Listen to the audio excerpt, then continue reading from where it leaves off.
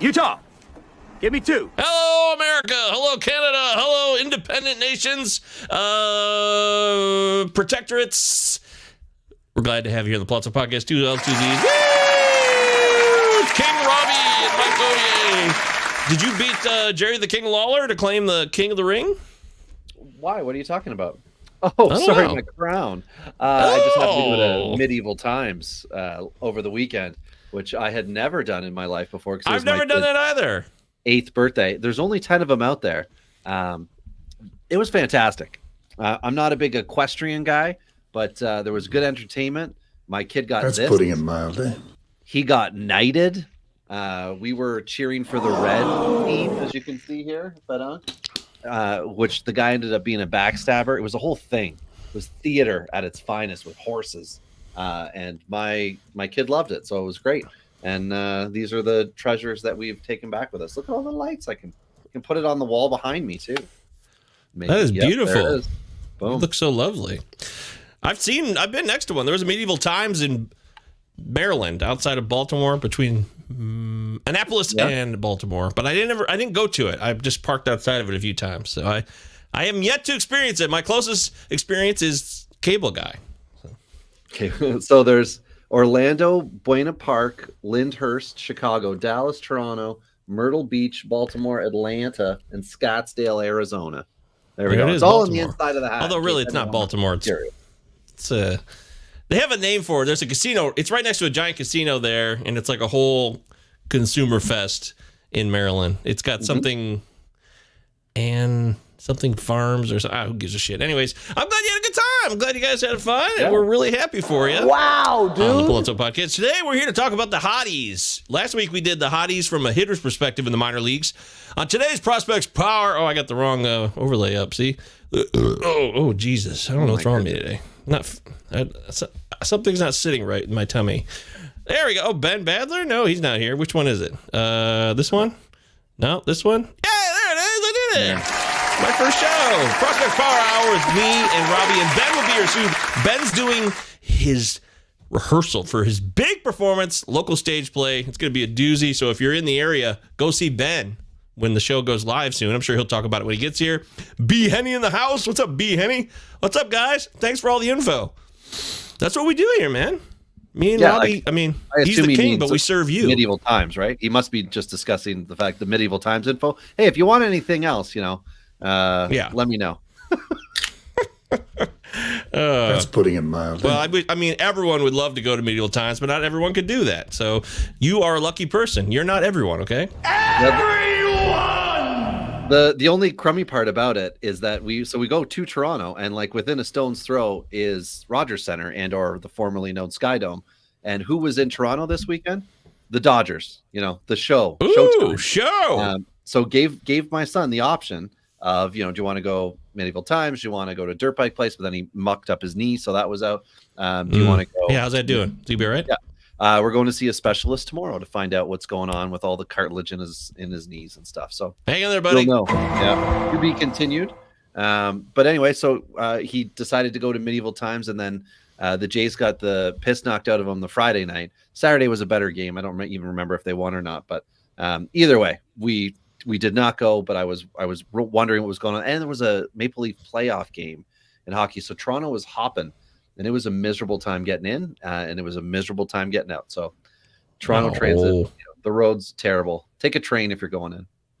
Oh, God, I've only been there once, and it wasn't so bad. Well, we got to go with, Dear Mr. Fantasy, Chris McBrien. We got to plan out a time that we talked about we would go. Oh, yeah. Yes.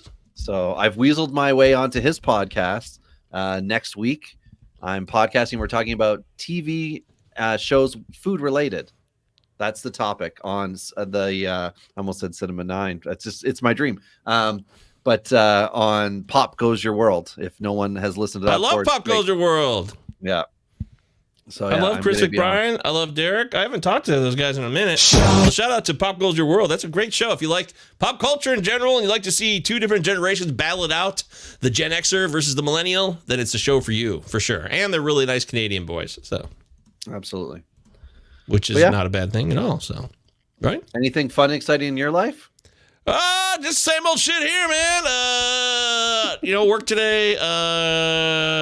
I did all the standings updated on my fantasy baseball show leagues. I have 16 different leagues. So as we just talked about, the league we're in together.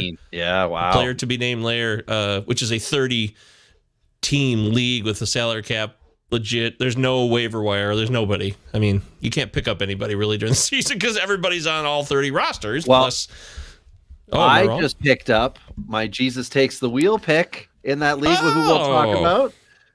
Okay, we'll save that one. Sorry. But half my rotation is from the waiver wire in that league. But you've got to be like ahead of the game, ahead of the news, and making poor choices and then finding a way to somehow make up for it. You do pick up guys? Oh yeah, relievers probably, maybe. I take one of my fun things to do is to take a reliever that I think has a shot at being useful, and some of them, Bryce Wilson in particular, can eventually become starter types. Yes. And then my Jesus Takes the Wheel pick is one of the other ones. I also picked up first ever Jesus Takes the Wheel pick, Mitchell Parker. That was nice. That was 2 weeks ago. Right. So, you don't have to hit on all the guys, or not have to, you can't hit on all the guys, but it's just, it's hard. Position players for sure. I know you're looking for center fielder in that league and they are hard to come by. Because I was even trying to shop so that I could make a deal with you today and I couldn't do it. So, it's those the values, right? The values are off in those leagues because it's with the point scoring system. You don't necessarily look at a standard stat line and think, how useful is this guy? A lot of it is looking ahead. Who are they playing? Will the guy play even? Because they strike out, they're not helping you.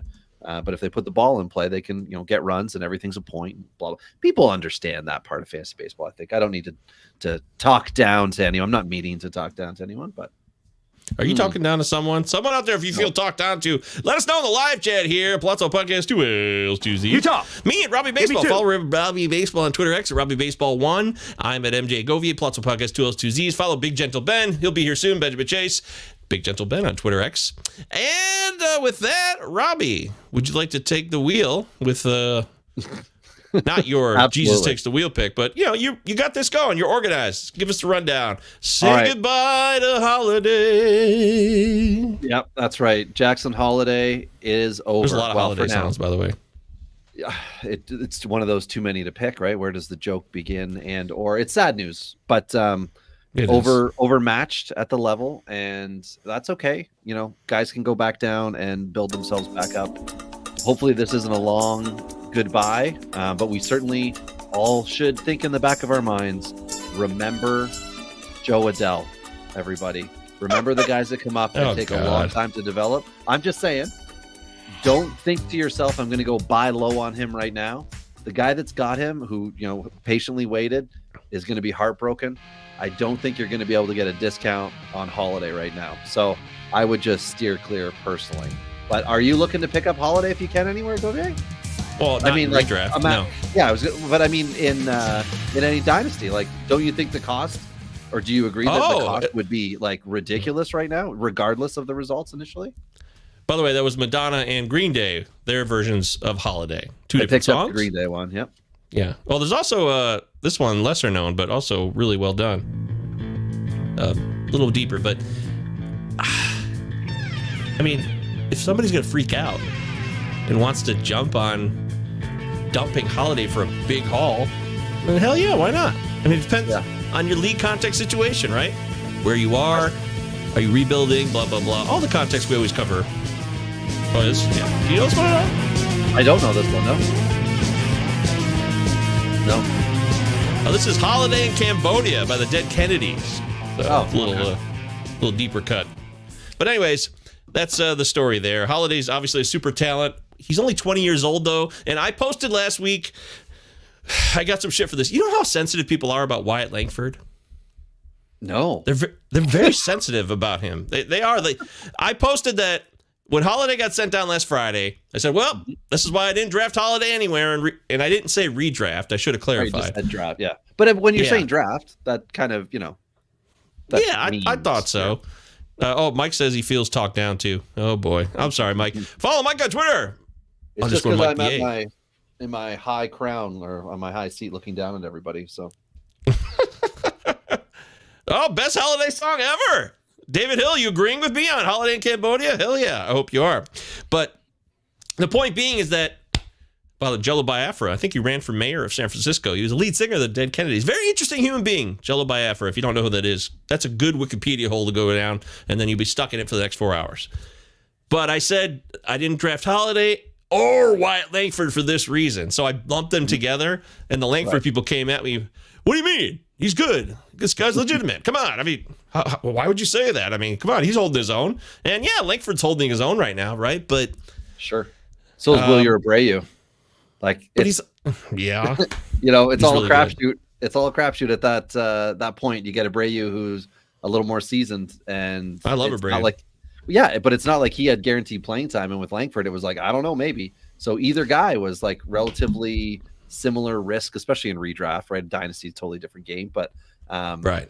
People were absolutely off the deep end with, just because they're highly touted in both Dynasty and redraft, people get super excited about those guys. It's like the potential closer, right? Not the for sure closer, the potential closer.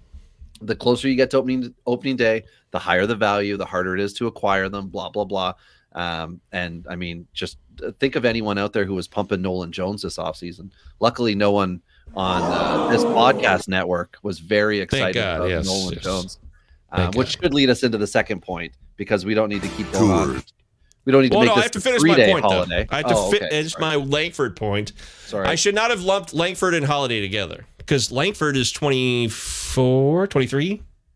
College. 23. College to high school, sure. So he's not 20. Holiday's 20. So that was my mistake. I never should have put a tweet together combining Holiday and Langford, because Holiday's 20 and Langford already went through school at Florida and kicked ass. That was my mistake, and I wanted to make that clear now on the show in case anybody wanted more nuance and actually wanted to listen to why I was thinking the way I was, instead of just judging a tweet and moving out with their day. All right. Just letting people know. So. Yep. All right. So now we'll move to Coors, as you've already Coors. alluded. That's a fun place. That's a nice place to live.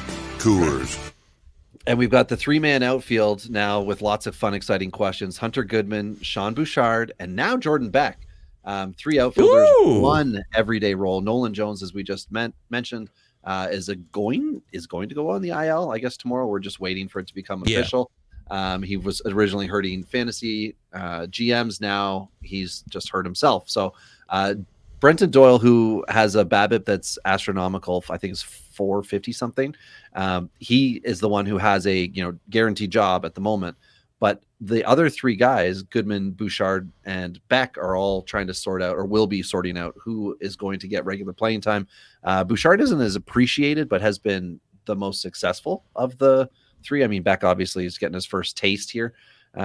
But I'm a little confused as to what Colorado's thinking, because they also have what's his nuts, Jake Cave, on the bench, and he's one of those guys who you'd keep on your roster because he's not expecting to play every day. But if you're going to have Bouchard, Beck, and Goodman up, you want to try to roll those guys out, unless they are thinking Bouchard is also in the Jake Cave arena of, we can just put him on the bench and play him when we want, which would really suck for me in a couple dynasty leagues. So why? Just because I roster him and I would like him to be successful, and I have Nolan Jones in one league. I also have, we're getting to that Mendoza line end of April. You don't want anyone under 200. And I've got... we're talking Coors. Oh, sorry, I don't know why the Bush guy came up. Coors. But yeah, I've got... Those guys are always arguing. Bush, Coors. Those guys hate each other. When they're hitting, you want them in the lineup, and Bouchard has been playing fine. So either way, between Goodman and Bouchard, it's all right. I'm just not sure where Beck's going to fit into this, but they wouldn't call him up, I think, if they weren't going to play him. Although Seattle did that. This is Colorado. Weekend. Yeah, but I think they're away from Coors this week. They are. There's no Coors. Yeah. I'm always locked in as a redraft heavy player. I know when there's Coors home games and when there's not every week. Yeah, and as a guy who rosters too many Colorado pitchers regularly, I just look forward to road trips. Too many cooks. Oh yeah, what? Right. Yeah, that's sorry. What too was many? That? Too many cooks. Cooks. I misheard the. Oh. So anyway. Yeah. I mean, you know something about cooking. Come on. Too many cooks. Yeah. Now that I keep hearing cooks, it's more and more disappointing, because the idea of too many of the other would fit with this analogy. Anywho, Wait, I got a question here. Live chatters love to be. We try to put you guys in the front of the line here on our show because we love you guys. Thanks for being here. Live chat always open to you 24/7. We're going to talk about this guy, but B Henny wants to know when you think Skeens will come up. I think we'll tease that because we're going to talk about him in a few minutes, right? Yeah, absolutely. We gotta talking about the hotties. He's like leading that list. But yeah, Skeens is all part of the suppression plan, and we just don't know exactly what Pittsburgh is going to do, how long they want to drive that bus. As far as the good things, I know Ben had talked about a few weeks ago that the date had passed that they could have called him up and then still got that Rookie of the Year compensation. And depends on how Pittsburgh's doing, whether they want to like let him pitch in the minors. Put a ton of innings on the arm and then bring him up next year, almost as if he's a veteran because he's been in the system rocking for a year. I don't know. It's scary, but when we talk about him, we'll let you know exactly how good he's doing. So he won't be coming up to pitch in relief. So no, Mike VA is talking. He may or may not have pumped Nolan Jones despite not having any shares. No share. Oh my God, hollow praise. That's some weak sauce. I'm surprised he has no shares because he was right there. Mike was pumping a lot of Nolan Jones. He was very excited. And Nolan Jones will still be good this year. The party's not over. Don't worry about that. Also, David says, Alternative Tentacles had some fun bands. And Lard was another fun Jello Biafra project. As Ben Chase rolls in.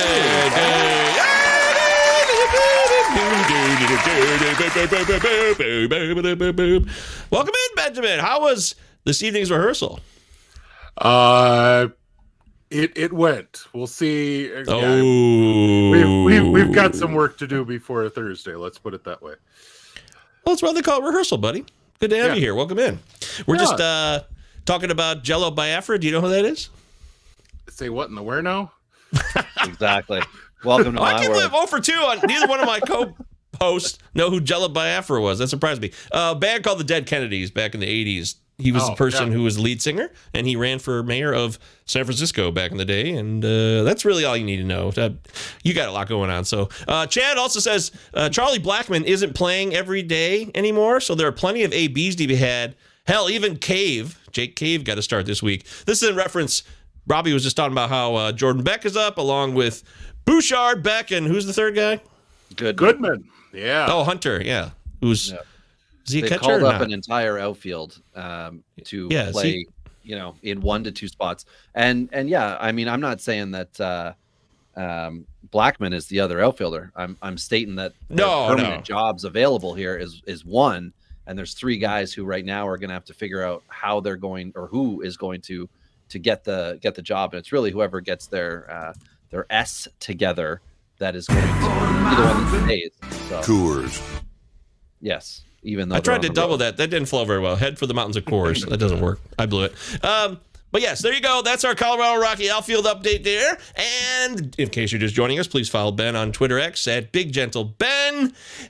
Robbie, I will now turn it back to you as we continue forth with the news program portion of the show. Sure. So in the closers who suck category, Cubs demote Alzolay. Is it Yancy Almonte time? Former Colorado Rocky? No. It's Hector Neris's show, buddy. Come on, nice try. Almonte did get a save already, and he's always had the stuff. So what? Almonte got a save already. Has a save, so. Shit. Yeah, I don't know if Neris just had pitched, but I believe he even got the first save after Alzolay was demoted. He got a save on April 23rd, which was almost a week ago against Houston in a 7-2 victory. Yep.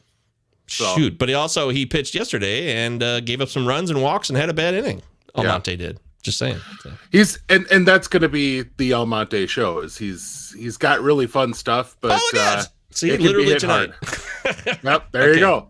It's Neris's show until further notice because Council wants to go with the veteran right now, and also yes, Chris Bryant doesn't exist. That is a fact, actually. So he just cashes checks. Okay, so that's enough of Cubs pitching. The other part of the Cubs-Dodger trades was, are you ready with the cue the button? Michael Bush. Damn it, man. You've been pressing the button all night. Oh my God, I'm an idiot. I'm trying to do 8 things at once here, man. I'm trying to get this. Trying to get these things ready to go for Ben because Ben was excited. And, okay, just talk about how great Michael Bush should not be dropped, by the way. Yeah, very good, to the point, as Ben put in the notes here, that Garrett Cooper is gone, which is also interesting because Boston was looking at potentially CJ Cron to come back to town. I think he was with them during camp. Really? Exactly, but it's a point to the Cubs that they were comfortable enough to hold Bush. He's got a thick spot with the Cubs now. And Cooper is out of town, going to Beantown, and you don't like Bush and beans. Okay, I gotta stop. Boston beans though are great though. Doesn't Bush's make Boston beans? I was going a different way with my bean and Bush. But isn't that a brand? No, I'm not wrong. Yes, it's an American brand. Bush's beans. They used to have the commercial with the dog on it. Yes. Yeah. On the commercial, not in the can. But anyway, so Garrett Cooper is no bueno, and that's good for Bush, and for Cooper, it just like hurts Bobby Dahlbeck, I guess. But Dahlbeck needed to come out hot because he had a great AAA season last year, very much like Abraham Toro, and now Toro's making a go of it with a million injuries in Oakland, but he's not crushing it. And Dahlbeck is, he's quad A type. I'd love for him to be more better. Yes. Agreed. More better. And in more interesting Red Sox news, Naoki Iwasawa, he's up, and we don't know if he's starting or he has started. He looks like bullpen, right? Well, it's just that he looks like it could be such a no one likes him starter, SP5 that can just like scrap it out. Later in life, Mark Burley type. Where he's not going to get all the Ks, but he could pitch all right. That I just don't know what Boston's going to do with him because he was kind of found money, and he only ended up in Boston because there was some interesting clause that if he wasn't going to make the Rays opening day roster, despite signing a minor league deal, they have to offer him up to any team that would put him on their 40-man, and that's how the Red Sox got him. It was just like, oh yeah, sure, we got a spot, we'll put him on our 40-man. But now he's going to start, and a bunch of people in dynasty leagues all drafted him or picked him up or, signed him through free agency, however your league did it. He got heavily rostered for dynasty purposes. So a lot of people are really hoping that he can make, KBO type results, which is not fair for him. And in AAA, although his K/9 has been up, it's not realistic, as we talked about on the last one, the difference between AAA hitters and pitchers versus MLB hitters and pitchers when they're in AAA. So I don't know if anybody wants to start him when he is up, like just put him in your starting lineup. But I hope for his sake they do long relief, at least to let him get his feet wet. Because if he is getting his tits lit, it's not a good idea to have that happen in the first and second inning, and then you got a long day. If you could put him in following, 4 or 5 innings of Chase Anderson, that might go down a little easier for him. So I don't know. What do you guys think? Do you want some Iwasawa, or are you guys a little sour on that idea? In all seriousness, I put it on the page just to make you say his name. So I mean, that's the entire. You're a sick man. I am. But life's little pleasures. You're a beautiful man as well. He could be both same time. I mean, Ted Bundy was a really sexy guy, but he was also a serial killer. So I don't know. Those are facts. It's not like I want to do them or anything. That's what they. The fact is that he was sexy. Okay, it's a very objective. It's not objective technically, but generally, even the victim said he was this handsome guy who then that's how he exploited people because he looked so handsome. Asshole. That guy was a terrible human being. So we all agree on that, right? We're all on that page, right? I got the Yes. Yeah. Sure. Yeah. Serial killer. I just want to make sure. Got it. Okay. Good. Woo! I was in trouble there. Transitioning in trouble there. Houston first base options. It's now, open rumors of is it worth cutting Abreu? But I mean, we already talked about that. But Cabbage was up over the weekend just for like a 2-game set where they were allowed to add a guy. So he came up. But the news on the street is that Joey Loper Fido or Fido. I think it's Fido because FIDO.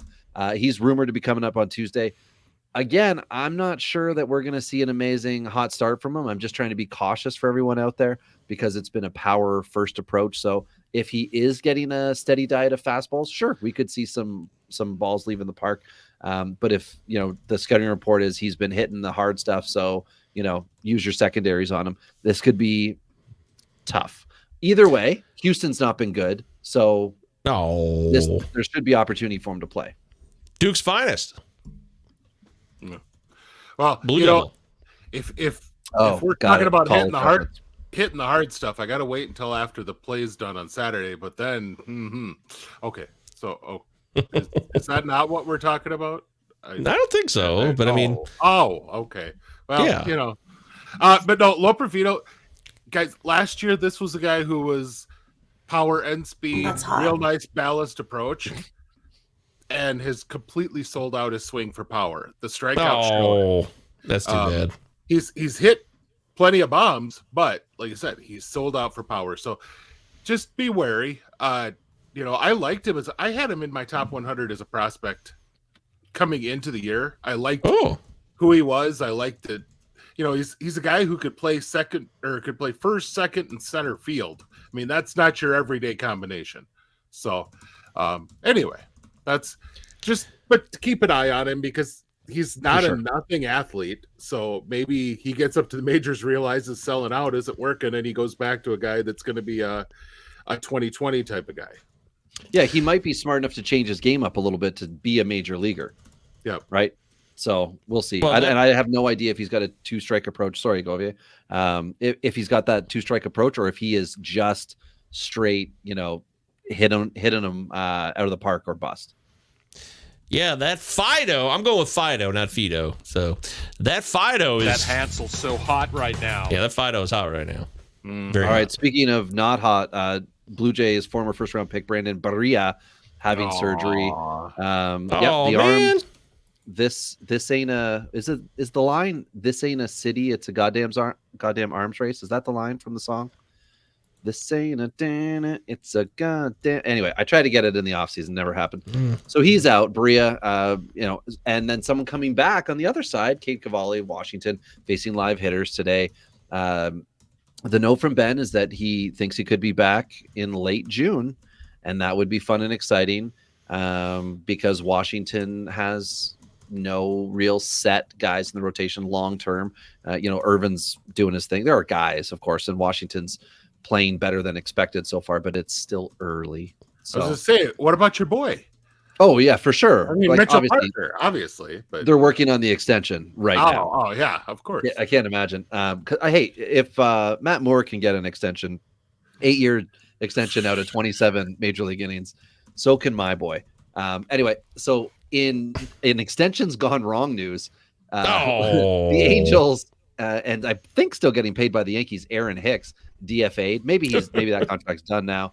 He was a popular sleeper type, but the important thing here is that Joe Adell, who I mentioned earlier, is now an MLB regular. Started, I think, 8 straight games now. He's doing it, guys. He's doing it, and he was absolutely hated, but he is now doing it.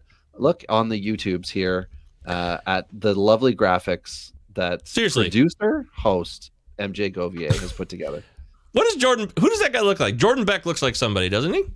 He looks like the guy who did the joke show with the big afro. Oh my goodness. Carrot Top? Nope. He made a movie during. Yeah, like he would. I'm gonna look it up. Oh boy, I'm really throwing.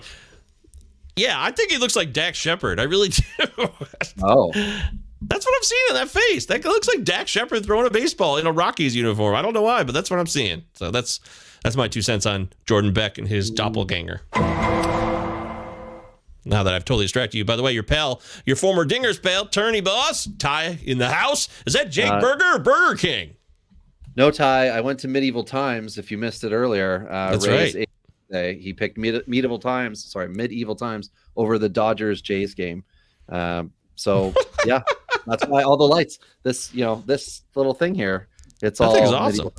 We should have an epilepsy warning on today's show with that blinker for anybody who may have It's a lot worse than seizures. here, believe me. Because my cup from Medieval Times is also doing it. Oh, jeez, man! This was full of non-alcoholic slushy, and this cost 17 Canadian dollars. It was just as expensive as Rogers Center. Perfect. It was like going to a baseball game. Ty also said in the Absolutely. live chat, Joe Adell was loved. The rest of you just didn't buy in. Ooh, wow. Okay. That's harsh. I was say I haven't completely run away from Joe Adell, but I think the big thing he needed to fix was the strikeouts, and so far, that's better. It's not fixed, but it's significantly better, and that's why he's able to take a full-time role. So Right now, you think Ron Washington's having an effect on him? I think he is.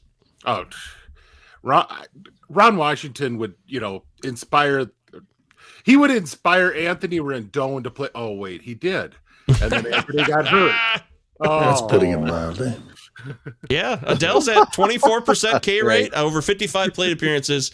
He's got 5 steals and 3 home runs. This is a small sample, but if the strikeouts stay down to 23% all year, then boy, yeah, it's going to be a good time for a lot of people. He was in my main event last night, just to give you guys context, he went for $116 if fab out of a $1,000 budget.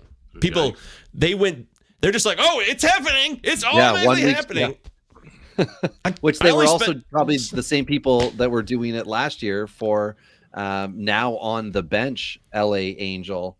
What's his nuts? Who's the former Philly outfielder? Oh, Mickey Moniak. Mickey. Yeah, and that is who Jackson Holiday will mimic. Just kidding. Everybody calm down. Everybody calm down. Now that everyone is hurt, let me make everyone feel better. Before you give the chat comment, let me make everybody feel better. Wade Miley, guys. Wade Miley, that sick son of a bitch. Tommy John, baby. Great for fantasy baseball. Goodbye, Wade. No more sour September for you. As a person, I'm sure he's a good guy, and he's getting paid millions of dollars, so he'll be okay. But I'm just glad he's gone because, as I've mentioned maybe once before, he's ruined me in one of my leagues that I'm currently 4-0, my home league, and that's Ty's league. He ruined my World Series in that league and in another. So never forgive him, ever. Never. No. There will be no forgiveness. Never forget. So Wade Miley. So long, Wade Miley. Really. So long, Wade Miley. We'll see you. That's probably the end of his career, most likely. He is old. Maybe I guess he could come back, but he might try to do one more thing. The Cole Hamels. I'll try to pitch and whatever. So anyway, sorry, you had a question up or a comment from Chad. Yeah, Chad says, also coming back tomorrow is the best pitcher in the minor leagues, not named Cade Horton. The one and only Brendan McKay is finally back, boys. Oh, is he taking the bump tomorrow? Has that been made official? When I was looking at projected, I didn't see that news. Ooh, so that's been made. Are we breaking that like we broke the other? What was the news we broke last week? It was somebody got. Oh, it was Keston Hirstad's call up. Got called up. Yeah. That's right. Yeah, and he's been a waste of money in redraft because he's not playing every day at all. He's a great talent, but there's just same old story in Baltimore. They're about winning real life baseball games, folks. That's what they do. That's what they care about most. He was a better bid than Addison Barger. So I'm just saying. That's true. I'll definitely lock that in. Barger played, but he probably hurt you. So also, David Hill, he said that Uwasawa is Kohei Arihara with less command. There's a David, throwback. Arihara, remember him? You are going to hurt a lot of dynasty guys with that comment, and I don't think you're wrong. Yeah, I mean that's the reason why I couldn't get a 1-year deal, right? Like even Fujinami last year, he got a 1-year deal just like with the A's simply because of the fact that he could throw it hard, and that's not Uwasawa. So. Yeah, Robbie's not replacing Chris Hemsworth, as far as I know. So, well, I mean, I was a Noah Syndergaard guy, so but that has crashed and burned. So, but yeah, we do have Joe checking in shots fired. So Pedro Leon, everybody remember him, dynasty owners. Yeah, again, I feel like every news section just like triggers. It's got to trigger every dynasty guy out there. Is like, I had him. Pedro Leon probably hit a 480-foot home run, and as Ben commented, no one cares. You said Pedro Leon, right? Pedro Leon, yeah. We've been doing drugs for 2 days. We've been doing drugs for 2 days with Pedro Guerrero. Not Pedro Leon, though. It was Pedro Guerrero. So. Rest in peace, King. Yeah. Oh boy. Yes, a murderer. I hope that murderer gets to rest in peace. You know, the thing is about... That's true. He was not. So we legally have to say something. I don't know. I think he's dead. His lawyers are dead. So we're really not on the hook anymore. Anyways, That's exciting. Pedro Leon. Hey, great news. Moving on. Yeah. So the most exciting thing that everyone's been waiting for, my Jesus Takes the Wheel pick. And the new theme that's emerged and might be going forward is you don't necessarily get the 2-start guy this week. You line it up for the 2-start guy next week, which means over your next 2 scoring periods, you get 3 starts, and that's solid. So I wanted to pick Mitch Keller because he's got a 2-start week next week, but I'm going to take the other Keller with a 2-start week next week. Brad. He was just called up for the White Sox. He's a Brad Keller still around. Perfect fit for this. Returning from injury, thoracic outlet. He's got a new team that's terrible, very much like the one he used to play for that's now being better. He's got a bad MLB track record. Okay, he's up against Minnesota tomorrow night, and then a 2-start week, Cleveland and Tampa Bay. Tampa Bay, then Cleveland first. So, I mean, Jesus, take the wheel. Let's talk about it in 2 weeks. Right now, the Ryan Feltner pick of last week, not aging well. There is still time, and he will be in Miami pitching tomorrow night, I believe. Yeah, he's got a 2-step this week. It's fun. Yeah. Jesus, take the wheel. Pick of the week, Brad Keller. Here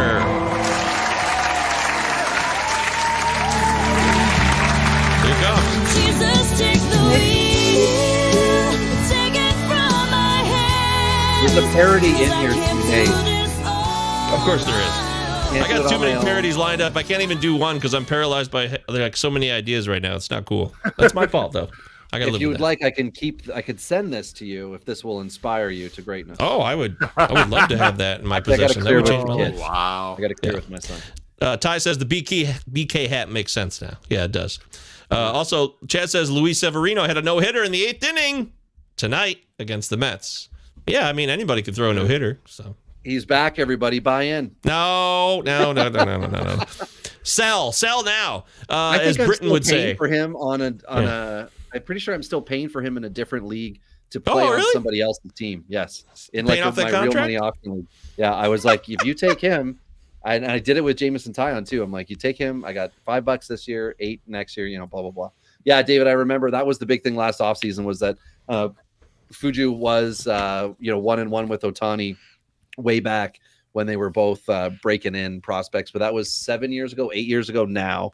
And luckily nothing has changed for either guy's trajectory. And you can bet on it. What else you got, Robbie? That's it. That's the end of the news. We're live here with Blog Podcast, 2 L's. You talk. TZ. Big Gentleman on Twitter, Benjamin Chase, at Twitter X, Robbie Baseball 1, MJ Govier, all the stars of the Palazzo Galaxy. You can follow Sam Wershing, Sam FBB1, Britton Allen, 2 T's, 2 L's, and of course, _ Mike VA, Mike Virginia. And Britton, have we made the nickname official yet? Is that like a Twitter poll worthy thing that we were talking about in the chat? The Tennessee kid, the Memphis, blah blah blah, the Arkansas. What was it? Not I call him the Arkansas anarchist. Yeah, I don't know. I was just being. I like alliteration, so I just like to participate. That's hot. It's time to switch gears. The Tennessee Tyrant. That was the one. Tennessee Tyrant. Yeah.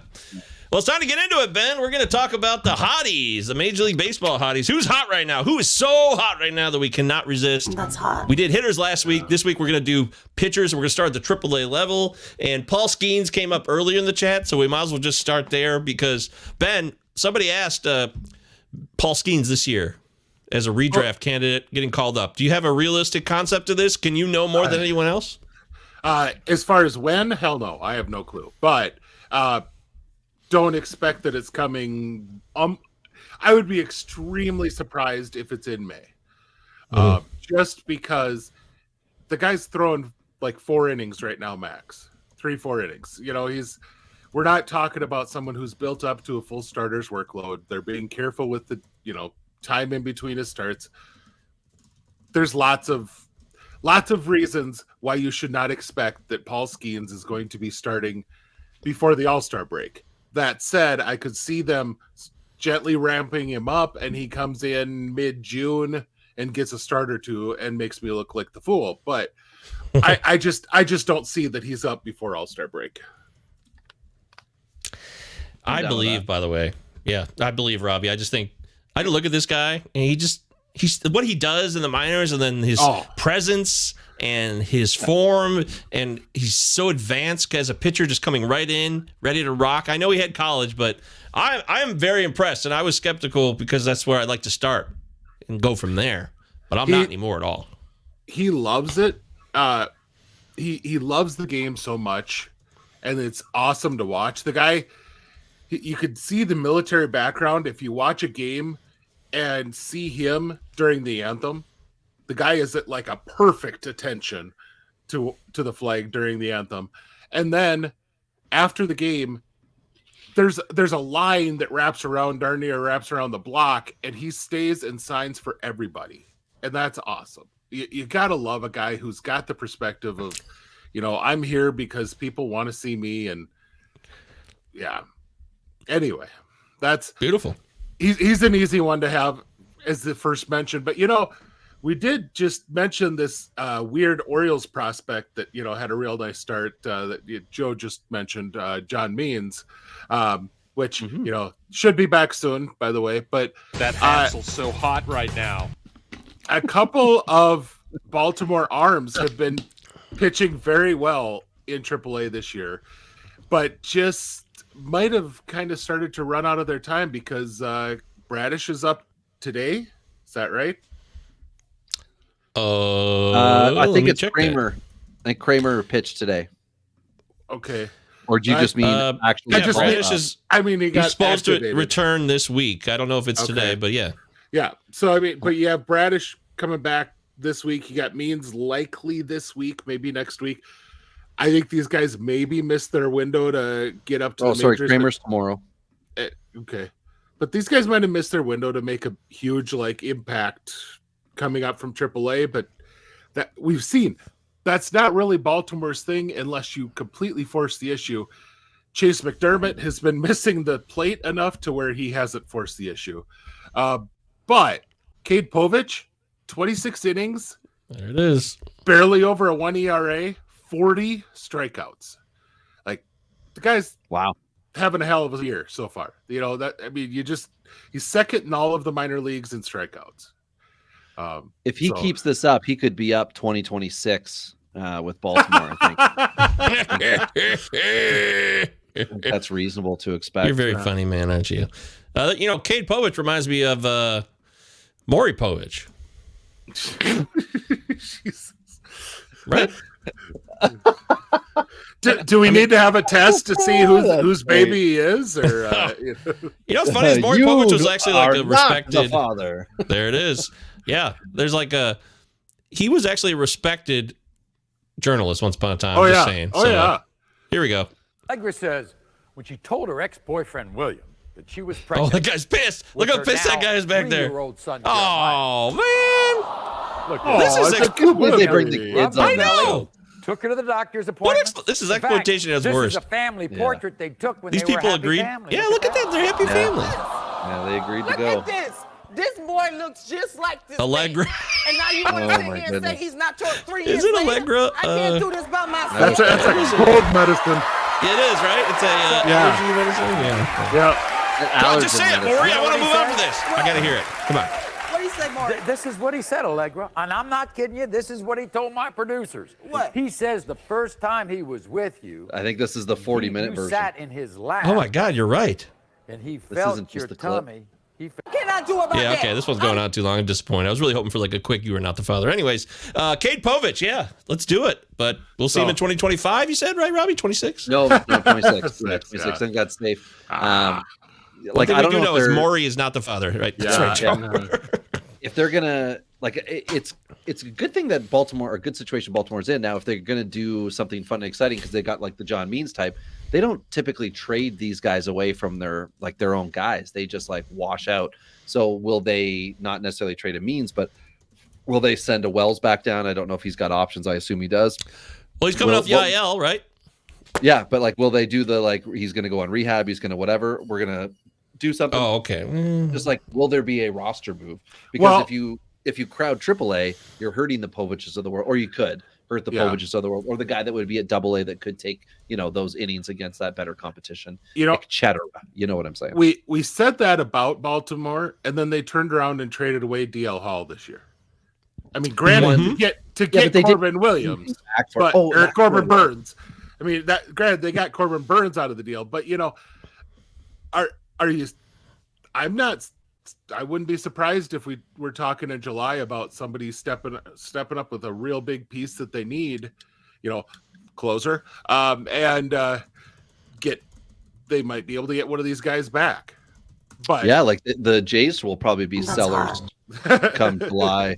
They could trade Romano for his arm falls out. Trade Bo Pichette for nothing. I heard the Friday show you guys did, Mike, and then again on Sunday I was at work. Got to listen to the live show, the Waiver Wire, the Make You More Better Sunday show, and it is always fun to hear people like us who are willing to take our time to go on and talk about. You're trying to help other people and let people know the news, and at the same time we express our pain that has been caused from the decisions, the poor decisions we've made. Because if you brag, then everybody just says you're an a-hole. But if you're like, what really hurt me was this happened and that happened, and I think that's the true part of it. So when you were talking about your pains, I was like, I get it, man. Thank you, Robbie. I feel heard. Yeah, that's the thing that whatever, it goes on with that. That's why I made the Nolan Jones comments earlier. But I didn't realize when I was making that at Mike VA that he didn't have him anywhere. Yeah, I know. What a poser. We used to say in 8th grade, what a poser, oh, that's amazing. Poser! Let's put on our flannels and call everybody a poser. All right, who's next? Who's the next pitcher? Christian Scott. Yeah. I think Scott's going to be up very soon. He's I mean, the controls there, the stuff is obviously getting plenty of swing and miss. And quite frankly, the Mets are still relying, even though he had a hell of a start tonight, they're still relying on kind of retread guys like, old rotation, not new rotation. Yeah. Yep. And so the only reason why you may see him delayed a little bit still is simply because as old as that rotation is and as pieced together as it is, they're doing better than you would think. Which is a really backhanded compliment, but I mean, did anyone have the Mets as the third place team in the division? They're 500 after the loss and over. Oh. I guess over 500. That's the one that surprises me. I guess I could have seen them finishing above Washington and Miami, but I mean I'm really surprised that they're over 500. Let's just be honest. Scott has given up 7 dongs, it says here already in 25 innings. That's what it says here. Yeah. What are this career? So I mean, one of the reasons right there, Ben, to not bring them up is career innings are low. But maybe they should. Here's a great idea, and no one's ever done this. You limit a pitcher to 3 innings. And then you pull him out for 5 days. And of course, I'm referring to Max Meyer, who the Marlins are looking around. But I mean, if you want a major league team to change, good luck on that one. Wow. Christian Scott would be great. He would be great. Yeah. If it was 3 innings. Well, I was just going to say, if they brought him up and did that, but no one's going to do that. You're not going to start the clock for 3 innings. But that is a little scary, the number of home runs. That's a good observation there. It looks like he was opponent Colorado. Are they playing in Colorado Springs? COL? No, it's Columbus. Anyways, he's just on a roll with some bad breaks on the homers here in his last 5 starts. 2-1, 2-1-1. So we'll see if that's something to keep an eye on. I know these AAA ballparks can get crazy with the dongs. That is fair. But we should at least mention that. Right? The East Coast, right? It's true. It's still cold. But it seems like you play in Charlotte, it still flies out of that ballpark all the time. Doesn't matter. And just for perspective on him, he's allowed a total, or last year in almost 90 innings, he allowed 5. So I mean, you're talking about a guy that this is kind of a surprising thing that, I noticed that the last few starts too, just because that's really odd. But anyway, that's okay. It is what it is. But Hey, whatever it is what it is here on the Palazzo Podcast. 2 L's, 2 Z's. Utah, give me 2. And I'm orange. I'm Donald Trump. What the hell? Go away. Why does that There we happen go. to you a lot? I often don't hear you know. say, Every time I "I'm turn the orange, camera I'm on, orange." I'm not orange. There I go. This is my true color. I see your truth. A little more Madonna for you guys. Is that Madonna? True Colors? I don't know. no, Okay, Cyndi you missed it. Lauper. That is Cyndi Lauper, my you're friend. right. Ben, I'm sorry. We did Holiday we talked about Jackson Holiday's demotion, so we played Green Day's and Madonna's Holiday, and then finished it off with the Dead Kennedys Holiday in Cambodia. David Hill in the live chat says, Adrian Hauser is nothing but a speed bump. Yeah, that's a perfect example of the Mets rotation. I've kind of fallen in love with Hauser in certain years of my life. I can't deny that, though. That's over now, though. We're no longer together. They still had a ton of talent. I figured they'd be around 500. 83 and 79 seems right for the Mets, okay? And Joe says, Dominic Hamill going to get called up by the Mets instead of Scott. Yeah. And the prospect guy is going to go lose their mind. I would lose my mind the other way, Joe. I'd be upset because I thought, as much as I like the K potential with Hamill, I got him for good spots in my dynasty leagues. I'll trade him away. So now that I don't have him anymore, I'm not going to do the Mike BA of pumping him up. I'm going to just be zip my lip on it. Because I'd love Hamill to do well, but now that I don't have him anywhere, I'm less excited for it. What should say? David Hill here. He's waiting on Blake Tidwell. Well, that's another show. Okay. Chase McDermott, another Baltimore arm here. 21 and a third innings pitched, 3.80 ERA, and again 21 and a third innings pitched, 30 Ks. And I mean, this is a small note. I don't know if it's really going to mean anything to many people out there. He has walked, again, 21 and a third innings. He has walked 23 people. So I don't He's know. like Michael King.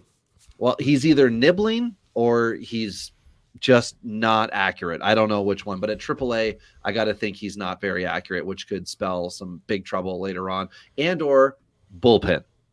So they might max him out as much as they can here now and then throw him back to the pen if they want to do that whole, hey, maybe the velo will tick up another couple before his arm falls off.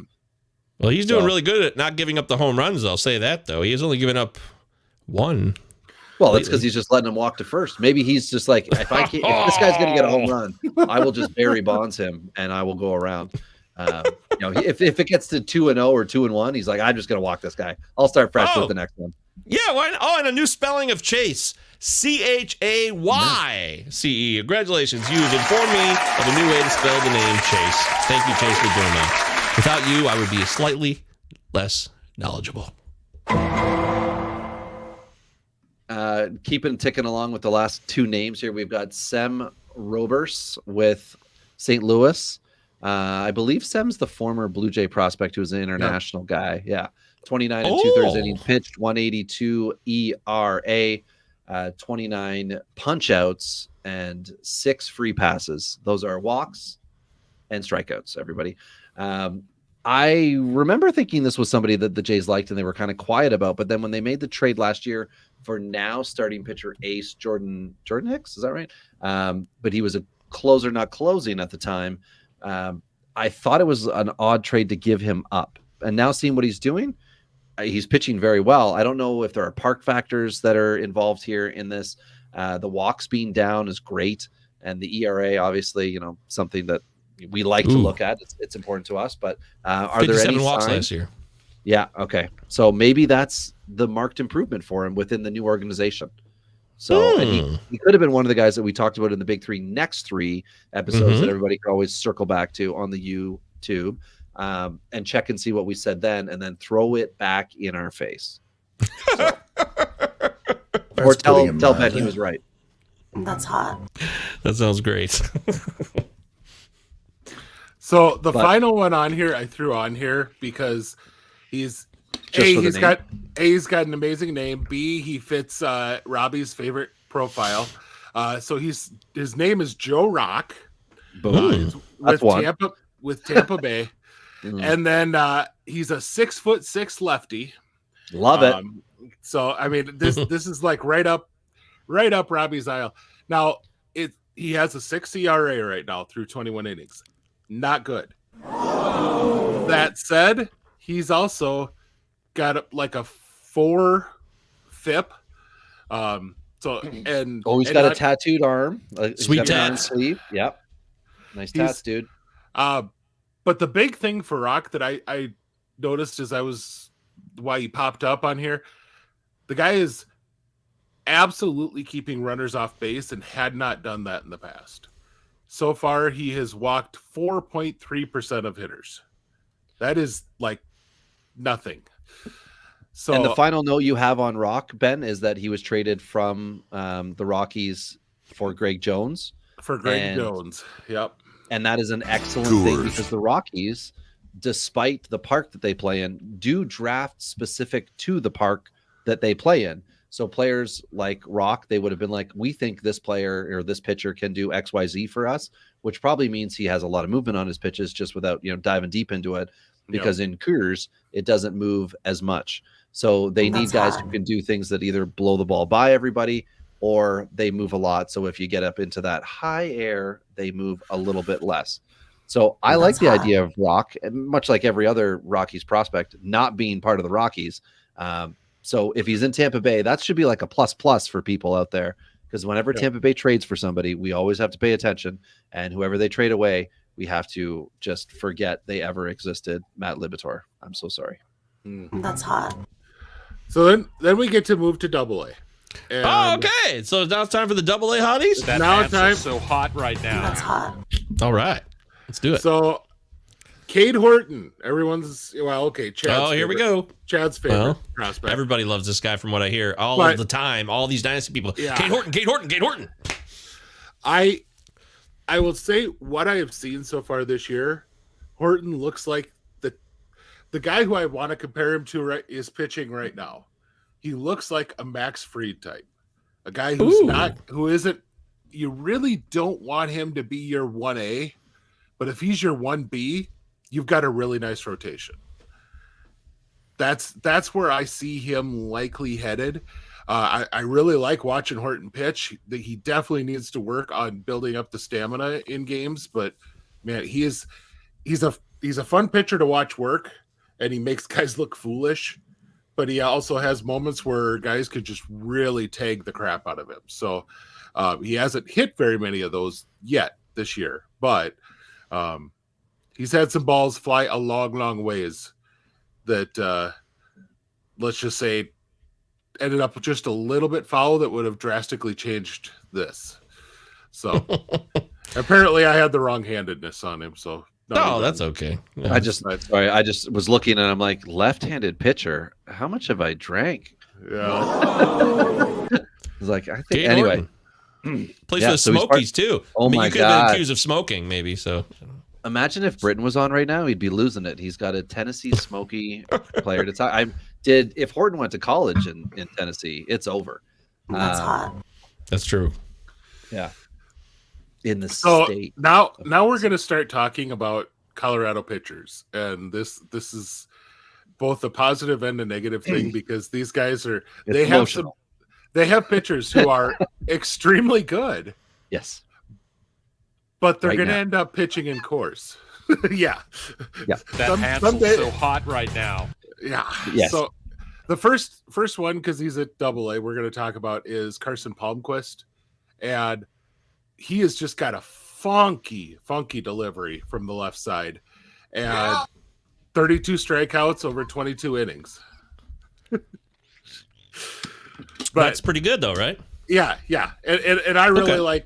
I think he's the type of guy that could come up and be a really effective 4 for somebody. Oh, But he's also Not the in Rockies. Colorado, and his stuff is Coors.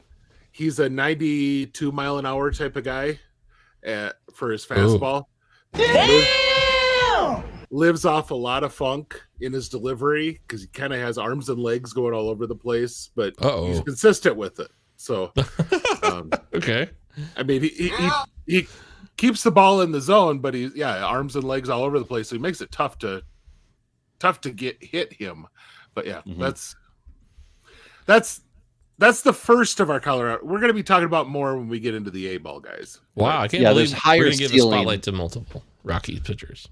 Well, Coors. it's part of their charm right? As an organization, is they can tantalize you with prospects, which are usually bats, outfielders, shortstops, what have you. But in this case, it's pitchers now, because they've disappointed us for so long with their own prospects that we're so desperate. We're just going to say, have you seen the Rockies pitchers recently? No, not at the major league level, you fool. We're talking about the minor leagues, of course. But somebody else who, Wow. I don't know what we would say about hype as a prospect with this San Diegan, Adam Mazur, 20 innings pitched, 20 and 30 innings pitched, my apologies, 3.10 ERA, 24 punch outs, and only 2 free passes. But he is chugging along, and San Diego might be in a churn and burn some of their 40-man pitchers situation where we could see him, I wouldn't say this year, but we could see him next year in a more reliable role. But I don't know. Is this, like, Ben, are you interested in seeing more of this here? Let's just put it this way. The guy went to South Dakota State, so he's eventually going to be a stud. I mean, he's going to be a stud. So, I mean, I own way too many of his cards. But in all seriousness, I was hoping he would do well. He has far exceeded what I thought he would do. This is a guy with 5 pitches that are average or better. Just can kind of throw a kitchen sink at you. I mean, not literally, but maybe. But type of guy that will work someday in the middle of a rotation, eat up a ton of innings. And, you know, if you want to give a type, well, no, he's not. The type of workload you're looking at is probably a guy like a Lance Lynn, Kyle Gibson, but he's got better overall stuff like that. He isn't relying on a sinker and that's it, you know, or a 4-seam fastball and that's it. He is more of a, Joe's comment down here. Joe knows my love for Adam Mazur. So I was curious if he was the son of Debbie Mazur, the actress. Anybody? Anybody out there in live chat? Who's Debbie Mazur? Mazur, just like Adam Mazur's name. They're both very similar. So I was thinking that if you don't know who Debbie Mazur is, I'll give you one example. She was in Goodfellas, where she played one of Ray Liotta's mistresses. Not the first one. It was the second one that starts running. Yeah. Debbie Mazar, you mean? Oh, is it Mazar? It's not Mazur? Yeah. Yep. Damn it! I apologize. Damn it! I got it wrong. I apologize. Damn it! Yeah, everyone's coming at me now. Different spelling. That's Mazar. Yes, Joe. I realize I got it wrong. I apologize. Damn it! All right. Okay, well, I know how to make it go away. I wasted time on that one. It's all right. I know how to make it go away. We'll get into a Brewer next. Tyler Wosner. Who? Exactly. Right-handed pitcher, 20 and a third innings, 2.66 ERA, and let's wake up to the 29 strikeouts and the 4 free walks to first. I don't know that there's prospect pedigree in this, but he might be one of the guys you put on your watch list if you play on a site like Fantrax, where you can make watch lists and then check it out and see how the guys continue to progress, or just keep listening to us and we'll circle back to all these guys in a month and see exactly how they're all doing. Milwaukee rotation has injury issues too, dude. So that's interesting to at least. Yeah, he's down a level. He's a worst case scenario. I mean, you know, they've got Ace Bryce Wilson up, who is going to really just settle things down for them. I love Bryce Wilson. I do.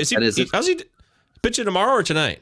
Yeah, I think he's tonight. I think he's tonight. 2 starts this week. He almost was Jesus take the wheel, but that was kind of a 6 innings, 6 Ks. Such a lock. He had a great outing tonight against Tampa Bay. It's 1-0 in the bottom of the 9th. So well done, Bryce Wilson. Coors. No, it's not Coors. That's good news. That's Miller. Actually, it's not Busch or Coors. We need a Miller button, actually. So, good job, Bryce Wilson.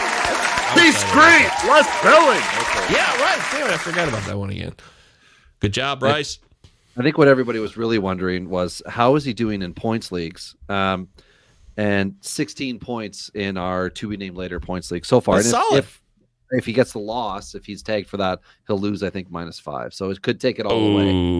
So 1-0 loss. That's cold, man. Wow. So, okay, sorry, I just little sidebar here. Mm-hmm. He worked very well with William Contreras today. Contreras has four caught stealings today, 3 caught stealings. Oh wow! So Yeah. they were running. They were trying to run on him, and he shut that down. So That's unusual. Well, Anyway, it's just former something Pirates about ace. so, Brewers issues. But Wolster, there could be movement with Milwaukee, of course, because there are not solidified rotation spots, and with the fantasy death of Wade Miley, there could be a job that opens up if they're gonna bump somebody up and then move up a starter and so on and so forth. So Junis and Haller on the IL.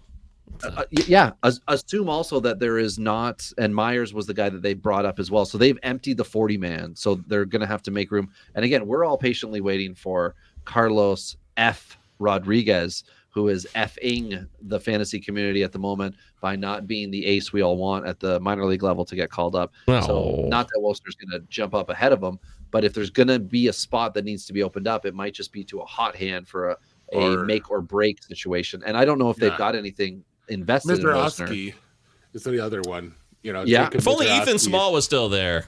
Yeah. Okay, let's go to Oakland where the sun is always shining. Rover And the owner's Salinas, always a dick.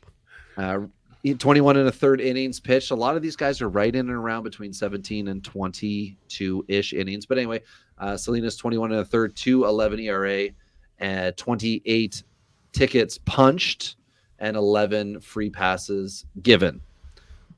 Okay, that's good. Yeah. That's hot. Keep it rolling. Yep. That's hot. Yep. There we go. Oh, And, by the way, Joe's pissed off because there's no Hayden Birdsong. If we're talking AA, no Hayden Birdsong on this list. I actually looked at him, but he got clipped for space. But yeah, no, he's having You a clipped very his good wings. year, You too. clipped his wings. I clipped the birds. I muted his bird song. Okay. Oh no. That's hot. Okay, so Folks. we'll go next. Yeah. So we're not going too long because it's Oakland. It's Oakland. Like, let's wait till they're Oh. Vegas. Ian Seymour with Sacramento. Tampa Bay. Well, until they're in Vegas officially. That's the long-term plan here. Yeah. Like a dynasty player, right? We're just waiting until they're in Vegas. We'll really care then. Ian Seymour, the LHP for Tampa Bay, 20 innings pitched, 2.25 ERA, 28 tickets punched, 5 free passes given. Good. And was Seymour like a 2021 pick? I feel like he was an injured at the draft guy. Yeah, I think If you're I'm not right. mistaken. Signed by the Seymour. Braves during October of the No. 2018-19 international period. Roy Salinas, No, or we move on? No, No, we're no, talking we're on about to Ian Seymour. Seymour. Oh, With Tampa Bay. God. I can't even keep up with my own Seymour. show. What the hell's going on? Tampa Bay? I thought we were talking about Oakland. Second- Where are we? Second You're round talking of about Tampa Bay? 2020. Okay, so yeah, it was 20. And he was one of the, like, this could be a guy, but I feel like he was injured at the time of the draft. So I just completely ignored him because that was when I was really hating Tampa Bay's development of their drafted players. It was all about they traded for good players. He's pitched. He has not topped 55 innings yet in his minor league career. There we go. Ooh, And he's playing. He's a biscuit. But yep. So then we get to move on. We're gonna make Govier really happy because we're gonna talk about 2 Tigers. Woo! But the first one I really like, Lyle Tigers. Lockhart, and he's a lefty. He was originally a Dodger selection. I thought you were going to say a righty. No, well, you never know. But he in college he was a 2-way guy, and then his final year of college was 2020, and he didn't have as good a year as he would have liked early on, and so he chose to go back to school for another year. Went to Arkansas, pitched for them, and kind of had a crap year. So unfortunately, it didn't work out for him to get the draft stock he was hoping for. Dodgers got him, thought he would be a good project, and he's just not really grabbed hold of a starting spot since. They actually sold him to the Tigers. They traded him for cash considerations last year. Wow. Where are we at in society? Yeah. Yeah, where are we at in society when that happens? That's but this is a guy.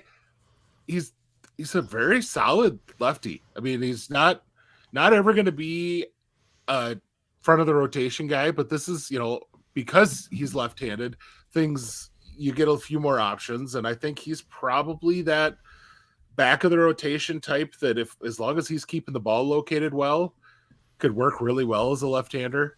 Low 90s fastball that he spots well, and he's solid pitcher. But one of those that the Dodgers might actually have let get away that they'll regret in the future. Who knows? Well, the Tigers have made. I mean, Govier, you can talk to it if you've experienced it as a fan. That like they've made some astute trades. One of them's in the rotation right now, Reese Olson, who was a 1-for-1, I think, for like an expiring contract or something. Whatever the Olson trade was, I remember thinking that was, that's a good deal. The Jays have also tried to make some of those. They always go the other way for the other team, of course, but where you're not sure what you're going to get, and then the opportunity comes up within the organization. So you have like 9 pitchers get hurt, as Detroit does annually. All of a sudden they're starting. Yeah, that doesn't happen anywhere else, of course. Yeah. Well, no, but not that I'm watching. Go Tigers. But, he's got an opportunity now. He's taking the most of it. He's a little old, 26 for AA, but he's also dominating. So you can forgive, the age because of the domination. Gibson Long was a trade. It was a low caliber trade, but they all count, right? Like there's somebody or somebodies within the Tigers who are finding talent, and they're able to get the GM to pull the trigger on making some deals like this. So there's a movement locally. People are starting to give more credit to former Tigers GM Al Avila. They feel like because he drafted Jackson Jobe and Tarek Skubal, but it's not just about drafting; it's also about development, and that's where Avila may have struggled, and where Scott Harris and his crew should get more credit for improving. Yes, you draft talent, but the harder part's to develop it. So I think that's the gap here that people are missing with the Tigers front office, what Avila did versus what Scott Harris does now. And we're not even going to talk about Jackson Jobe, even though he's in the AA rotation. The other guy we're going to talk about from the Tigers is Ty Madden, former Texas Longhorn ace. And last year, we talked about him a couple of different times on the show because he kind of turned a corner from being a guy who was he just was struggling to find his niche, and just took a big step forward last year. And I said, this is a mid-rotation type of guy. He's just consistent delivery, always gives, kind of a bulldog type on the mound. And he's come out this year and 17 2/3 innings, 2.55 ERA, 22-3 strikeout to walk rate, very solid. And just that rotation right now that they have in Erie is a really, really fun rotation. You got Jobe, you've got Madden, you've got Lockhart. It's a fun rotation to watch. And they just moved Madden up to AAA. Oh, did he get the bump now? Just like he hasn't had a start yet, as far as I know, but he just got moved up to AAA. So these are all AA stats, but he's officially. I just checked the Mud Hens page, and he is on their roster now. So. Okay. So, but hey, we're breaking news. All right, no, I got to know if we are not, but Go Tigers. But those stats are all AA stats; they count. So, yeah. And then the next guy up here, Drew Thorpe with the White Sox now, formerly of 6 other teams, 24 innings pitched, 21 Ks, 5 walks, and a decimal 7.5. And it was David Hill, of course, who let us know that he was promoted. David Hill, full credit to David Hill, our reporter on the streets, letting us know Here what that comes. But for Thorpe, we've seen it. Good ball, good hype, and he's coming through. And it's got to be odd, like the poor kid or young man has moved organizations twice within 6 months, 7 months, and he's still excelling, which says a lot about him. And then the White Sox not having any legitimate long-term starting pitchers outside of Crochet, who they recently transitioned into that position. So whether we see good results or this could be a situation where Thorpe is anointed, like a Jose Fernandez type, to appease fan base. Like that'd be fun if they could pressure, to be like, get him up next year opening day. That'd be fun and exciting. I don't expect. Are you trying to advocate for your own dynasty team secretly here? No. I don't have Thorpe. I don't have Thorpe because everybody was excited about him. I just think because of the moves within teams, a lot of times the players can react very poorly to it. I think he's done an excellent job, and the White Sox organization does not have that, budding ace on the rotation. They've got guys, they're gonna get out on your face and point out your faults. Yeah, they're the team that is putting up Brad Keller right now. They've got Mike Soroka. They are Tuki Tucson is within that organization. They are trying to get anyone to throw their last major league pitch with them or become trade bait. So Thorpe would be one of the guys who they bring up who's like, you are now going to start. So Eric Fetty's awesome, though. He's going to make somebody happy at the trade deadline. I was just going to say, if they do the right thing and they don't do what Seattle did with what's his nuts, who's now with the White Sox, where they kept him until he ended up not being worth it. Flexen, thank you. Yeah, when they come back from the KBO, the clock is ticking on teams picking up on the changes. Not that Fetty can't be good for a little bit, but long haul, he's not a new pitcher. You know, he was an ace in a lesser league and made a couple. Oh, KBO's a lesser league? How dare you? So quick sidebar, because we have a sidebar that Mike wants us to answer. The first hit in tonight's Seattle and Atlanta game goes to former Mariner Jared Kelenic in the third inning. It was a hitless ball game. Big moment for the former Mariner against his old team. That must be in his old ballpark. Yeah. So that's got to feel good. Anyway, that's great. You like to see that for guys, be able to do stuff like that. I love that. That's what this game's about, man. Good stories, feel good stories, right? So Jacob Young is hella fast. The steals are real. If he's going to get time, Mike's asking is Jacob Young for real? Is playing time going to be there when Thomas and Gallo return? That's probably your bigger question. Although I think Gallo should just gallop off. But I like Jake Young a lot. Jake Young is what everyone in Washington right now, he's really what everyone in Washington wanted Victor Robles to be for years. Good defender with a hell of a lot of speed. So yeah, Mike Virginia exploiting his status at the show here by jumping in and interrupting our Hotties only minor league pitcher show. That's hot. But that's okay, Mike. We love you, buddy. That's why we answer that question. Jacob Young for real? Real quickly on Jacob Young, Robbie, any commentary? Alex Call's more my guy with Washington as the throwaway. So Young is actually in the way, and Call's now up, which is great. It's playing time, just like Trey Lincecum, who was up and went back down and then came up and has been hot since. It's really we're all unsure. It's just going to be hot. That's it's going to be hot hand to part of the show. It's just going to be so hot right now.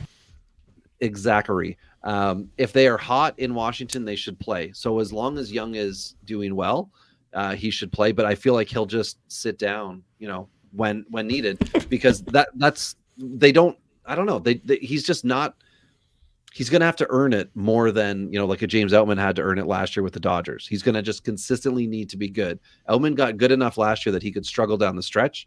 And it's only now that we're starting to see the Dodgers kind of be weary of playing time for him. Young's just going to need to be consistent if he wants to keep hitting, because Washington has nothing, that they're not playing for the postseason. They're playing for the future and who's going to be part of the core and who's a bench guy and all that crap. They're sorting out things and just playing games. So I'm not invested in Young for sure. Yeah. I picked him up in a few leagues. I actually had him in a dynasty league, and he was in my minor league spot today. I was like, oh crap, I already had this guy. Cool. So I brought him in and put him into my lineup. That was fun.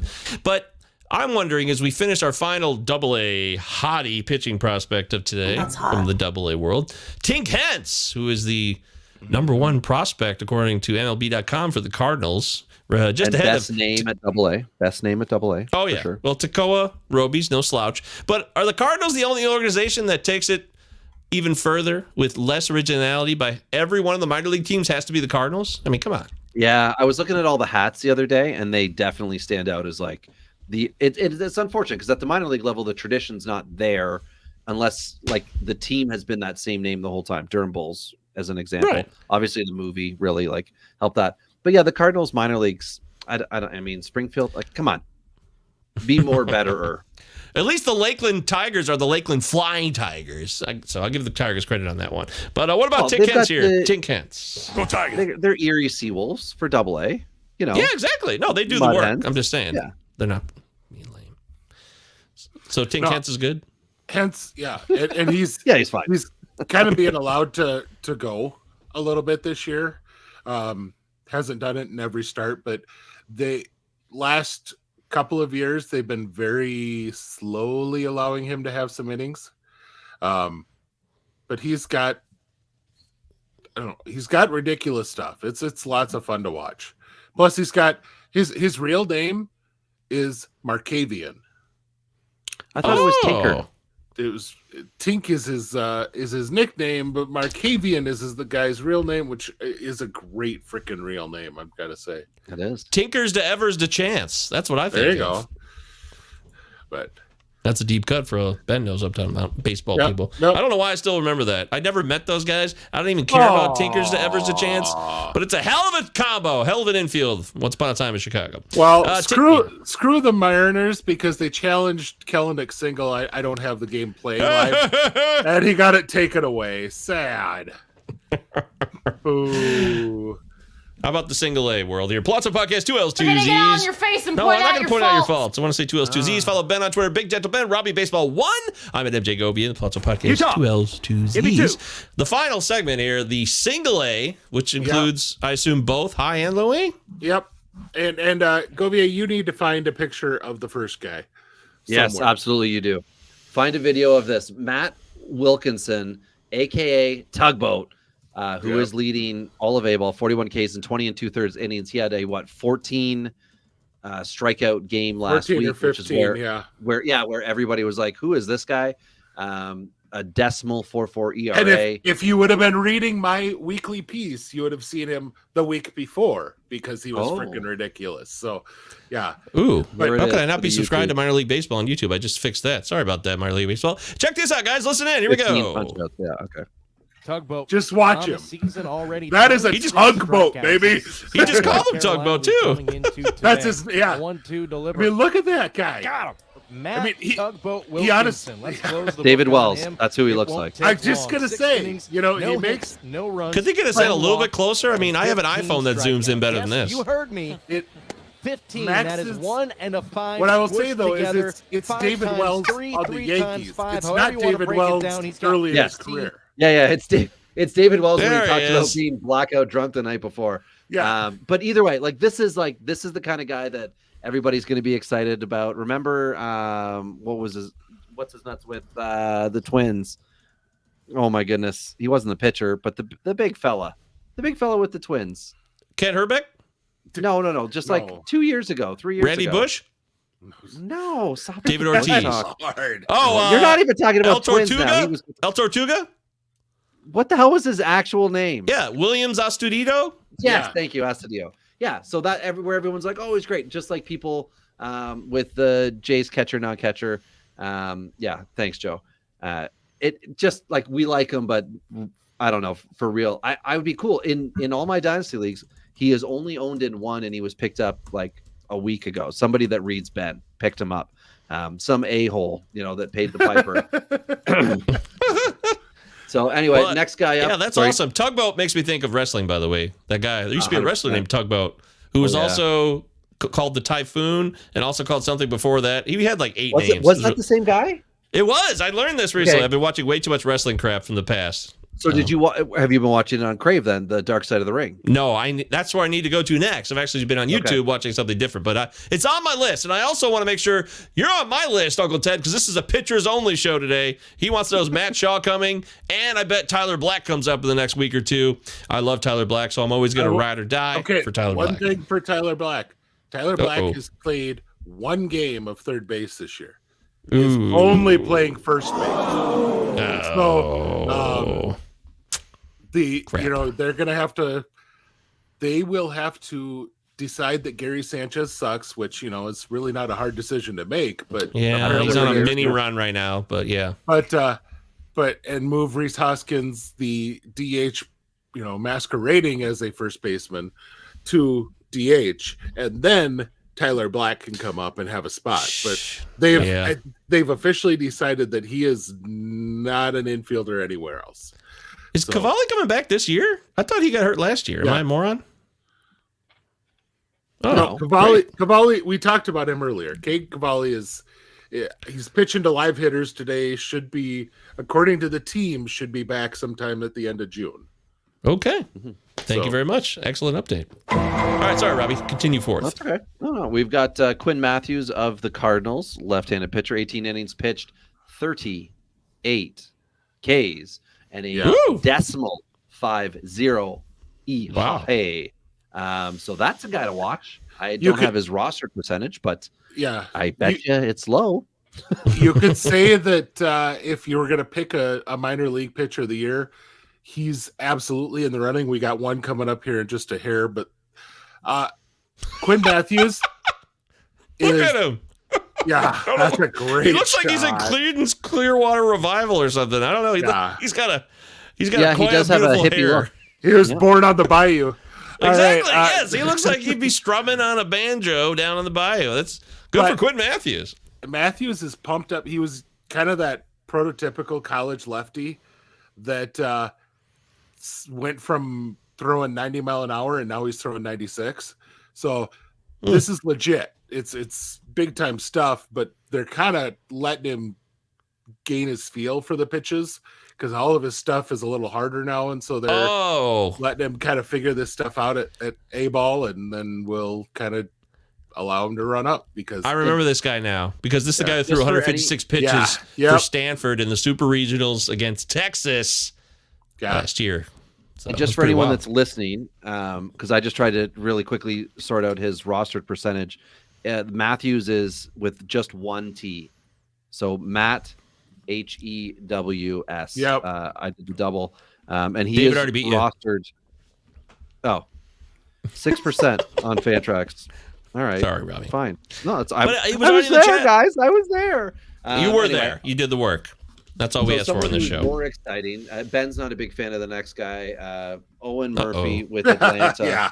24 innings pitched, 1.13 ERA, 37 strikeouts, 6 walks. Murphy was a two-way player before the Braves started to ruin him by saying you're only going to pitch for us, and it's just a matter of time before he's gone to the KBO. Really. Ben, your thoughts? No. That's hot. Murphy was taught the same slider that Luke Jackson is the one who's brought it into the organization, and then he taught it to Spencer Strider, and now Owen Murphy throws that same slider, and he was taught it last year, really struggled to harness it, but he's gotten it this year. It would not surprise me at all if he's in AA real soon. That would be exciting. Okay. Also, David says CCR was the punkest of the hippie bands. Yeah, that's right. Well, John Fogerty's a misunderstood guy, but it's a bad moon rising. So yeah, he's a fortunate son. What can I say?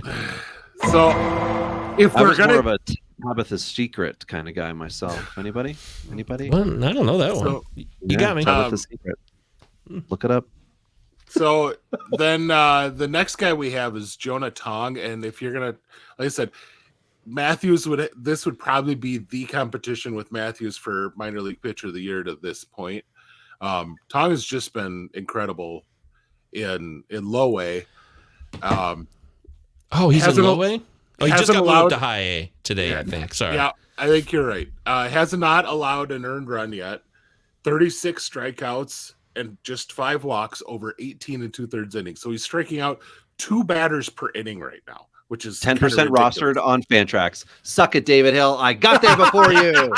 Yeah. Also, I don't see him MLB.com disrespecting Tong. Well, and here's the thing: is he came into this season really, really not a high-end prospect, but he did a lot of work with the shape of his pitches, and a big thing he did some stuff with his delivery to keep him more in line to the plate, and so his control and his command is significantly better. He would try to control pitches before and just be throwing up meatballs because he's only a 92, 93 mile an hour guy with his fastball, but it's got really good carry through the zone when he stays on line. When he doesn't, the ball can just kind of be a meatball coming down the middle of the plate, and anybody can hit that. So, I also got him mid-pose on today's show graphic on the YouTube channel, which you guys also subscribe to all the time. I saw that. Yeah. 758 of you are. Thank you. Thank you. 758 people. We're closing in at 800. We got over the 750 hump. You guys make our world go round. Just like apparently gangsters did in the 90s when the West Side Connection told me as such. Okay then. So gangsters make the world go round. The next guy is a former Gopher, so he's obviously already he's a great player. George Clausen, I believe we talked about him back in the Phillies show just because I wanted to give him love because he was a former Gopher. Also had the highest velocity rating at the pre-draft combine last year. I think it was like 98 or 99 that he was tossing out. But legit big stuff. And this is, even then, is still a surprise because he walked the world in college. So the fact that he's keeping the ball in the zone is really surprising to this point. But the stuff is fun. Yeah, there's your Gopher jersey. I feel like we definitely pulled this guy up on the Philly show because I remember those long arms or that long stride. And just so we're all clear, he's 14% rostered on Yahoo. Sorry, I said Yahoo. I meant you did Fangraphs. say Yahoo. You're fired. I meant Fangraphs. Yeah, I'm so sorry. Again, this is not a wait and see guy. This is you're going to want him on your roster sooner than later, because the next guy up, Brett Lauder, is not available in your dynasty leagues, and he's proving why. High drafted guy last year, fantasy. No, he wasn't overdrafted because he was 7th in the actual MLB draft. Yeah, I think so. That's hot. Yeah. And then in most FYPDs, he was a top 5 type guy. And he's earning it right now. 19 and a third innings pitched, 20 Ks, 1.86 ERA. The only disappointing thing is that Paul Skeens is doing better at AAA. And but again, this is, look at the hair. God, I'm so jealous of the hair.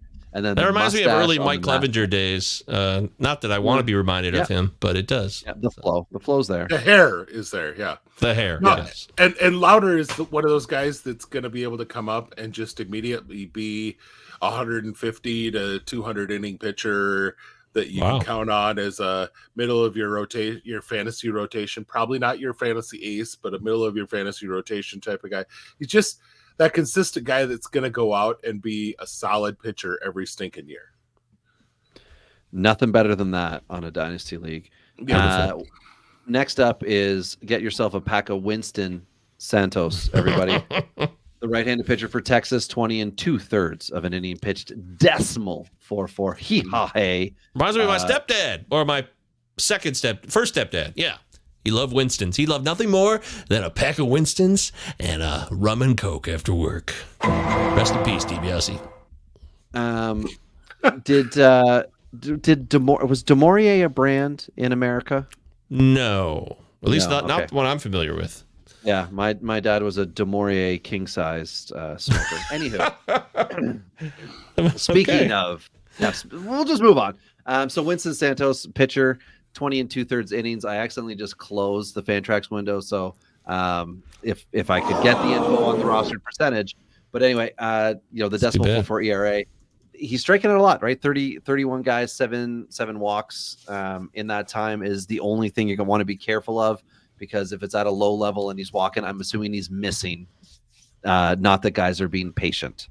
So 7% rostered on Fantrax, Winston Santos. There we go. Thank you so much.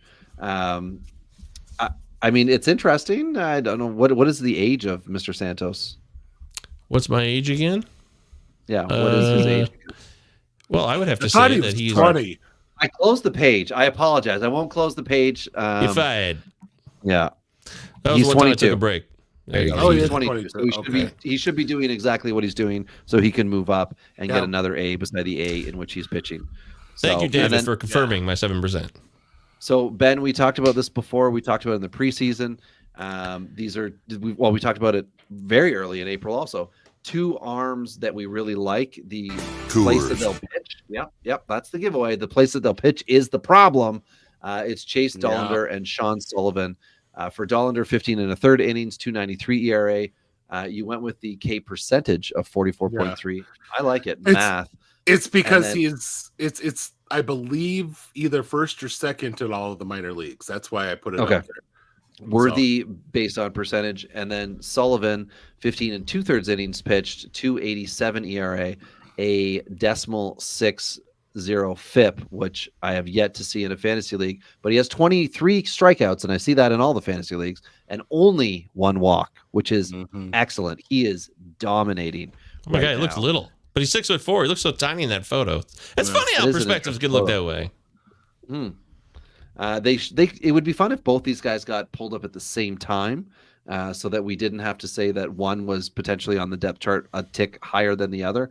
But again, it is Colorado. It's all going to come crashing down at some point in time. So enjoy the ride now. And then you'll be apologizing later if you don't let the hype get as high as it can, and then ditch these guys before they come up. And they're the Rockies' first and second round picks last year. Both very worthy early picks, but it's with the Rockies, and that's what really sucks about this for fantasy. So no. But then we get to talk about the guy who might be the best left-handed pitching prospect in the minor leagues, and that's Noah Schultz. Wow. So 16 innings. It's set. He's got a 4.50 ERA, but his FIP has been 2.51. He's had some really crappy defense around him. But they don't give the errors as much at the low A level. Or at the A ball level. Oftentimes the pitcher wears a lot of stuff that he shouldn't have to wear. But he's up there, and he was, I believe, in the top 3 or 5 in K percentage, which is why I mentioned it. But 42.2% K rate and 7.8% walk. So you'll take that all day long. A guy who's giving you, 35% difference in his K to walk rate. That's a pretty stinking awesome difference to be putting up. Not to mention the build. Build of this beautiful. He is, and he comes from that goofy low arm angle from the left side, 6'9", I believe, and that goofy arm angle.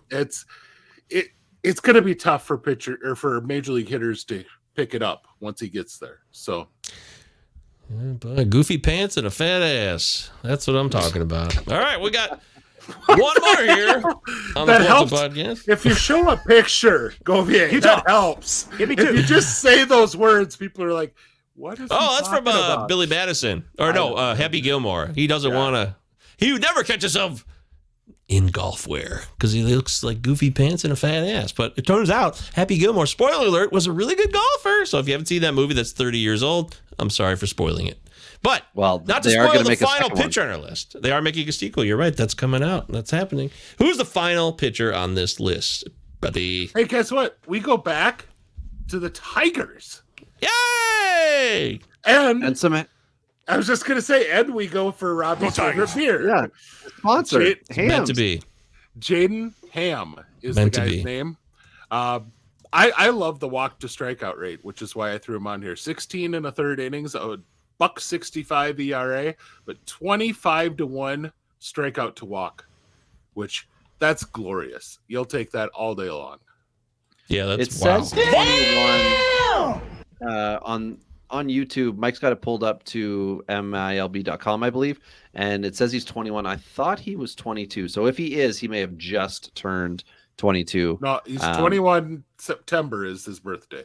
Oh, really? Oh, yep. So they blew it? I feel like Fantrax is incorrecto. Yeah, no, Fantrax is incorrect. Yeah, it's me. It says 21 right here on the page we're looking at. So I was looking at Colorado starting pitcher Bryson Hammer. Oh boy, it was so close. Knew it started with an S. Yeah. So again, here's another guy, right? West Michigan Whitecaps. That jersey or that logo's not overly exciting. Great Lakes lose, come on. Better. Well, the Whitecaps, Lake Michigan. I get it. Yeah. Yeah. Come on. But So, I don't know. But just for Fifth round fun, pick last year. He started well for his pro career. That's great. yeah. Less $1.95 career so far. Granted, it's just a handful of games last year than what he's done this year, but $1.95 ERA and 37 strikeouts to 2 walks over 28 and a third innings. Not bad. They said if you're going to start out your pro career well, that's how you do it, right there. That is how it's done. I agree. Well done. Those are Bryce Wilson numbers right there, guys. Bryce Wilson. But that Hansel's so hot right now. I don't know if Ham could play quarterback. I mean, Bryce Wilson was, like Clemson recruited him to play quarterback. So, He's come a long way. This is what's fun about baseball. Hell, even Wenzel Perez of my Tigers, he's been grinding since he got signed. I think out of the international signing, like 7 years ago, maybe 8 almost now, and he's still young. He's like 24, 25. I love these stories. These guys like Joe Adele, second life or fifth life in his case. Sorry, Joe. There we go. We did it. Those are the hotties. That was fun. So we've covered the minor league hot hitters recently for the month of April and the pitchers really at the top 3 levels, single, double, and AAA. And it's been fun, boys. I thought we did a pretty good job today. Yeah, good to cover our bases with those guys. And I think we were going to go to the Mexican League next week and just Trevor Bauer talk. That's what we're doing. That's putting it mildly. Oh, man. So fun. I think I'm on vacation next week. So. Oh, you're not available then? Oh, interesting. Oh, okay. You also did the whole show in the dark, Robbie, which I commend. I love the dark. If I didn't need these lights for my green screen, I wish I could be you. I wish I was you right now. The light switch for me is like at the top of my stairs. I can't go and get it in a reasonable amount of time. So I'm just dealing with this right now, and this is gonna feel real good when I walk upstairs. It'll be blinding light. So, yeah, we're going to move into May now. Next show will be in May, so that's exciting that we're finally going to be there. And, we haven't, at some point here, we should start taking a look at the draft picks, the possible draft prospects for this year's MLB draft. I may be working on something for that, just to let you know. Because that's a teaser. I has a couple folks that like to talk draft, but kind of one of the preeminent guys who likes to talk draft. And nice. So we're going to see if I can get him to chat before the draft rather than after, like last year. Last year, he did a great job, came on in September and talked with us.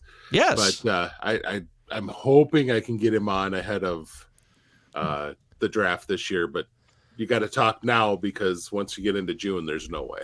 Because he's got next year's draft starts different things. The East Coast Pro and all these things start in June for next year's class. So all the perfect game stuff also pops up. And then also somebody who has a new job may or not include the Duke University Blue Devils, maybe? Huh? I don't know. Just saying. No, not him. Not him. No, not him. Okay. Not Brian. All right. Not Brian. Okay. All right. Talking about Carlos. Oh, yeah. Well, hey, I'm glad that Robbie's here now this year so we can include Robbie in this as well. We'll definitely start picking at the 2024 MLB draft. I look forward to anything Ben pulls off. Ben's our miracle worker here.